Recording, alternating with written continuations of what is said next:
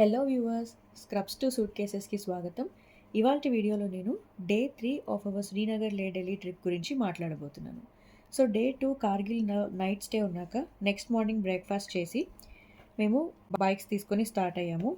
On the way Namikala pass reach అయ్యాము. ఇది 12,198 అడుగుల ఎత్తులో ఉంది. అక్కడి నుంచి ఫాతులా పాస్ రీచ్ అయ్యాము.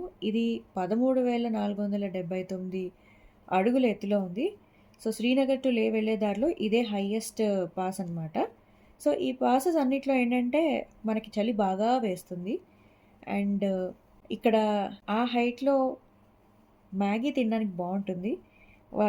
మీకు టీ, కాఫీ, మ్యాగీలు దొరుకుతాయి. సో అక్కడ ఆగినప్పుడు అవి తినొచ్చు. ఆ చలిలో వేడివేడి మ్యాగీ తింటుంటే ఆ ఫీల్ వేరేలా ఉంటుందండి. సో అక్కడ నుంచి ఇంకా వెళ్తూ ఉంటే ఒక స్పాట్ దగ్గర ఆగాము. చూడండి ఎంత బాగుందో.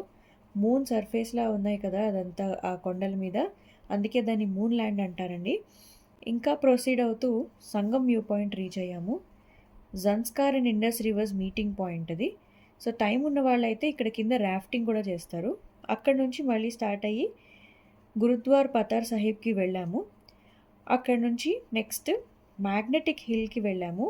దీన్ని యాంటీ గ్రావిటీ హిల్ అంటారు. సో ఇక్కడ క్వాడ్ బైక్ లాంటి యాక్టివిటీస్ ఇంట్రెస్ట్ ఉన్న వాళ్ళు చేయొచ్చు.